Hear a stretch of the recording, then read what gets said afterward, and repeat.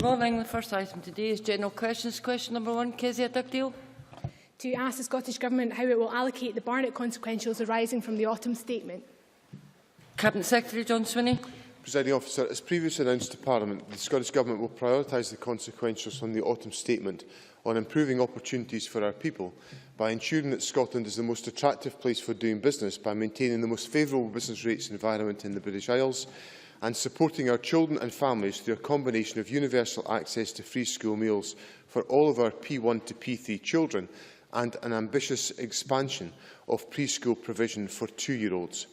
In particular, these policies will add to our social wage, the contract we have with the people of Scotland, to provide support to hard-pressed households and ensure that our children have the best start in life. The funding we have announced will provide parents with additional support when they are looking for employment and maintain that support when they are successful. Kezia Dugdale. Can I thank the Cabinet Secretary for that answer? Although, Presiding Officer, it's not clear just exactly how much of the £300 million of Barnett consequentials has been allocated by the Cabinet Secretary, how much he has left and how much he has moved from one year to another in order to deliver on his spending commitments. In light of that fact, can I ask him to publish a full breakdown of how he's allocated the Barnett consequentials at the earliest opportunity so that the opposition benches can adequately scrutinise the detail?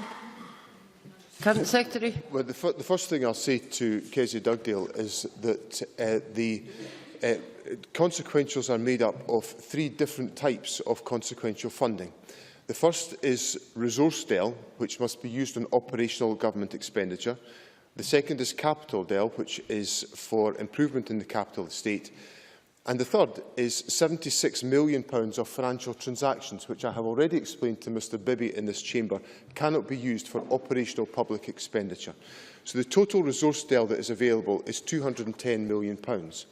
Now, the Government has allocated £77 million of that to ensure that we maintain our position, our manifesto commitment, of ensuring that businesses in Scotland do not pay higher business rates than businesses in the rest of the United Kingdom. I now see that Ms Dugdale opposes that approach, that she believes that businesses in Scotland should be paying higher business rates, and that her colleague Ms Ferguson has said yesterday that we should be reconsidering the small business bonus scheme. I look forward to the Labour Party explaining to people in Scotland that companies are going to have to pay higher business rates if the Labour Party has anything to do with it, because what that will do is damage employment, damage economic opportunity and make it ever more difficult for people to enter the labour market, which is the priority of the Scottish Government. Stuart Maxwell. Thank you, Presiding Officer. Does the Cabinet Secretary share my concerns at Labour front benchers publicly stating over the last 2 days that they are considering increasing business rates and cutting support for the small business bonus scheme? Can the Cabinet Secretary tell me what impact this would have on small businesses and particularly employment in Scotland? Cabinet Secretary. Well, I do share Mr Maxwell's concerns, and I think Mr Maxwell's done a very good job in ensuring that this issue has been highlighted on various broadcast media programmes over the last couple of days. What I would say to Mr Maxwell is that the consequences of not maintaining parity of the business rate poundage north and south of the border would be to return us to the position that we inherited from the last government, the last Labour government in Scotland, where companies in Scotland paid higher business rates than the rest of the UK, were at a competitive disadvantage. It damaged small businesses and it damaged the prospects for employment in our country. And this government will do everything it can to maximise the opportunities for employment within Scotland. Malcolm Chisholm. Can I regret the fact that the Cabinet Secretary never made a statement on the consequential, so that the financial figures could have been clear before the debate on Tuesday? But given that, can he tell us now exactly how much of the money is going to childcare for 2-year-olds and how much is going to free school meals, which of course we support, although it wasn't our first choice? Cabinet Secretary. I think that just says it all, Presiding Officer. That was a classic example of having one's cake and eating it in one parliamentary question. Now, Mr Chisholm says that I didn't make a parliamentary statement on this question. I made it absolutely clear to Parliament in a statement on the 11th of December that the Scottish Government would maintain the position of business rates parity north and south of the border. That was crystal clear in my local government finance statement to Parliament on the 11th of December. Now, in relation to his point on free school meals and extending childcare, The Scottish Government will be spending, over a 2-year period, £55 million on free school meals, £59 million on extending childcare for 2-year-olds in workless households. We will also spend a further £3.5 million on the childcare workforce expansion to ensure that we take the necessary preparatory steps to ensure that the childcare workforce is able to deal with the implementation of this policy. But I do respectfully encourage experienced parliamentarians like Mr Chisholm not to fall into the trap of believing that you can spend money that's available to the government twice and, as a consequence, damage the employment prospects of people in our country. Question 2, Stuart Maxwell. Thank you, Presiding Officer. To ask the Scottish Government what its position is on the House of Lords amendment to the Energy Bill that removes the Scottish Parliament's powers in respect of the renewables obligation. Cabinet Secretary John Swinney. Presiding Officer, the UK Government produced the amendment with no prior consultation. I am deeply concerned that they have chosen to act in this way to remove powers from Scotland. As the Energy Bill was given royal assent on the 18th of December, UK ministers now have the power to close the renewables obligation in Scotland. Over the last decade, we have used our devolved powers over the renewables obligation effectively and successfully, targeting support to reflect Scottish priorities and drive the development of the renewables sector in Scotland. This is a fundamental transfer of powers to Westminster on a central topic to the future of the Scottish economy. Mr Maxwell. Can I thank the Cabinet Secretary for that answer? Does the Cabinet Secretary share my concerns about the lack of consultation with the Scottish Government, Scottish ministers and this Parliament over the decision to remove the Scottish Parliament's discretion over the renewables obligation? And does the Cabinet Secretary agree that this serves as a warning that more powers may be stripped from Holyrood by Westminster in the event of a no vote in the independence referendum? Cabinet Secretary. I make very clear to Mr Maxwell and to Parliament my concern over the lack of consultation on this particular issue, and most particularly the unwillingness of the UK Government to accept the point put to them.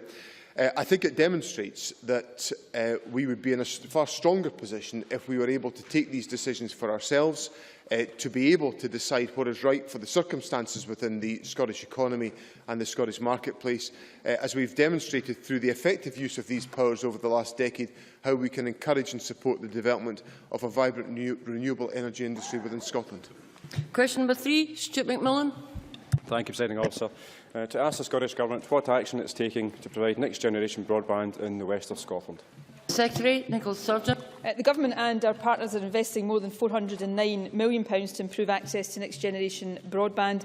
This has been delivered through 2 major infrastructure projects, one covering the Highlands and Islands and the other covering the rest of Scotland. These interventions focus on delivering next-generation broadband access to the areas where commercial market will not go, and this includes all of the West of Scotland local authority areas. With BT as the private sector delivery partner, we estimate that the investment will see next-generation broadband infrastructure being accessible to 85% of Scotland by 2015 and to 97% by 2017. Stuart McMillan. Thank the Cabinet Secretary for that answer. I recently carried out a consultation on a separate matter in the Inverclyde area, and the issue of broadband capacity was raised by a number of constituents. Can the Scottish Government and can the Cabinet Secretary provide more details actually on the rollout of the broadband for the rest of Scotland? And when can areas such as Inverclyde actually have improved broadband connections? Cabinet Secretary. Well, the first thing I would say is, in coverage terms, the programme is looking to deliver infrastructure to 95% of premises by the end of 2017. Within the rest of Scotland procurement area, this coverage is expected to be over 96%, and all local authority areas will benefit from the rollout. There's a process in place for the programme team to work closely with local authority representatives throughout the deployment.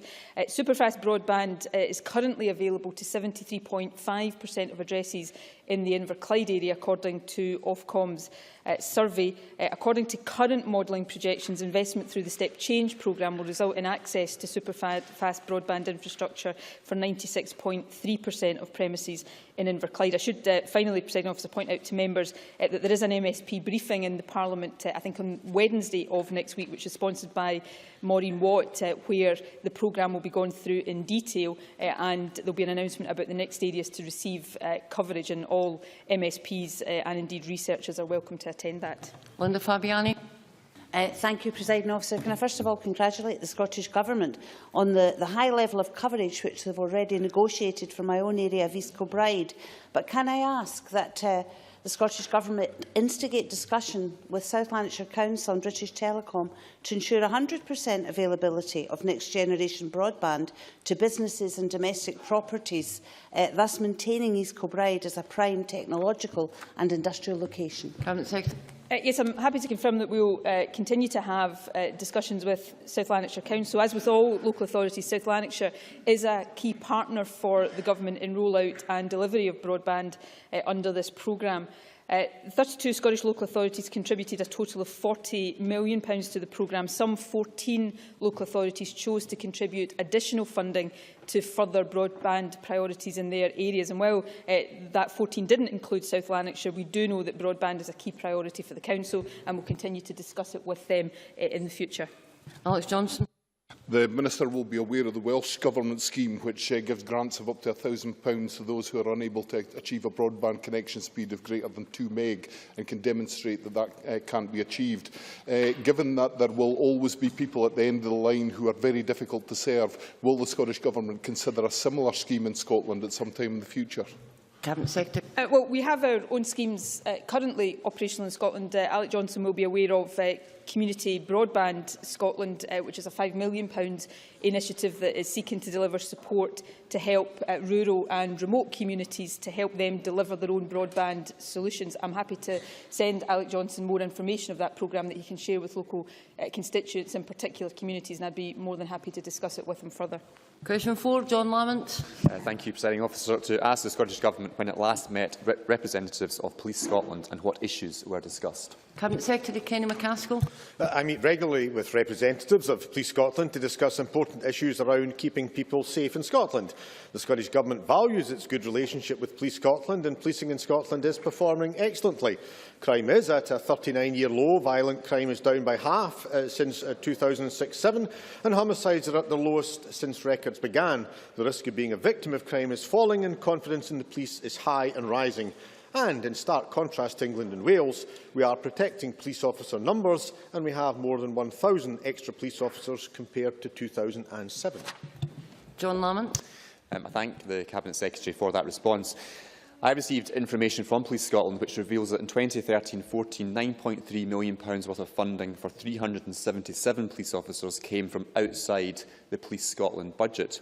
This includes £160,000 provided by Scottish Borders Council for 4 officers. The Cabinet Secretary will be aware that Edinburgh Council has announced it will withdraw funding for their officers.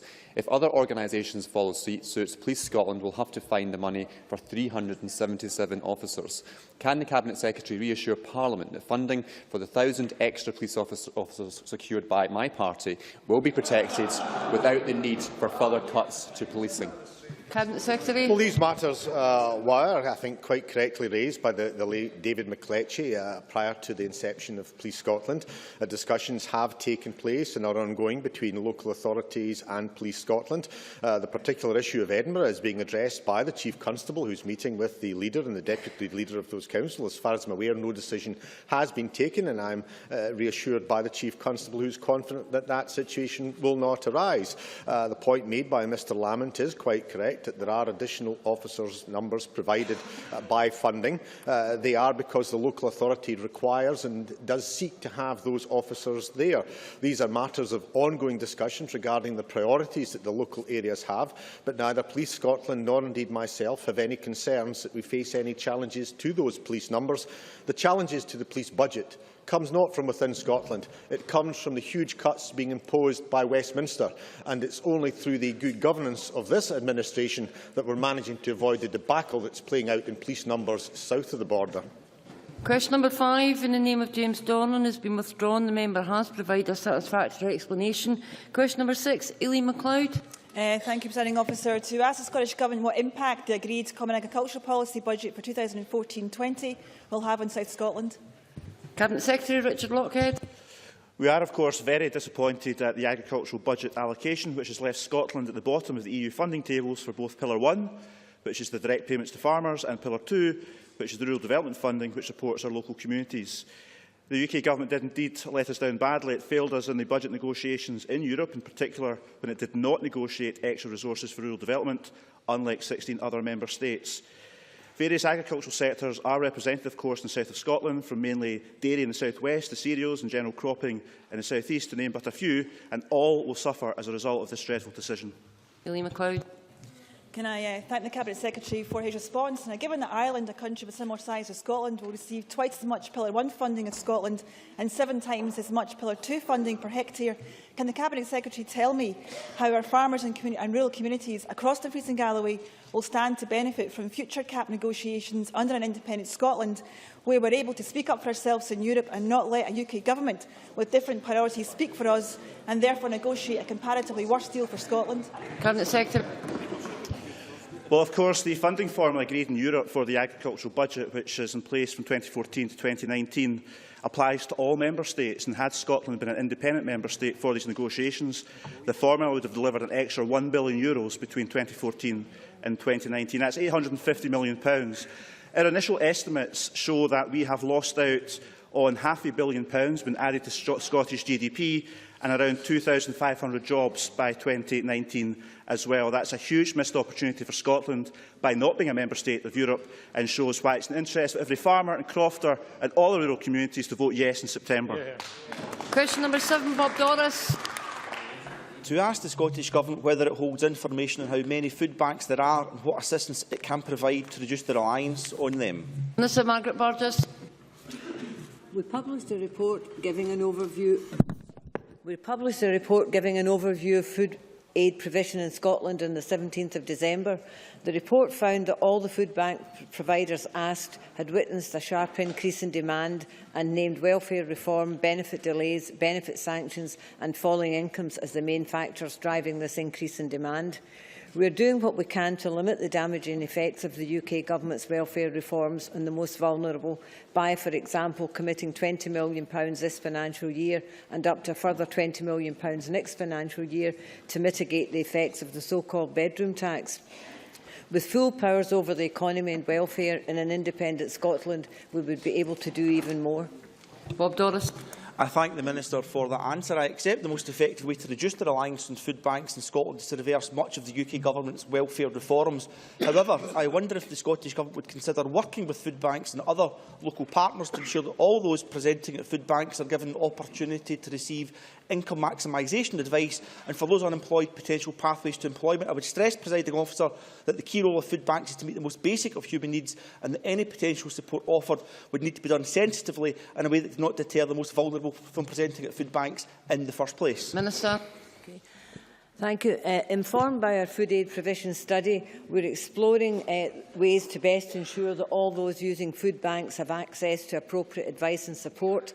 And as part of our work to mitigate the worst impacts of welfare reform for those in the lowest incomes, we are providing an additional £7.9 million for advice and support services across 2012-13 and 2014-15. But the member has touched on the sensitivity. Food banks are independent organisations. People are referred to food banks in a moment of crisis, so it has to be very careful when advice is given and when it's appropriate to give advice and what advice is actually appropriate.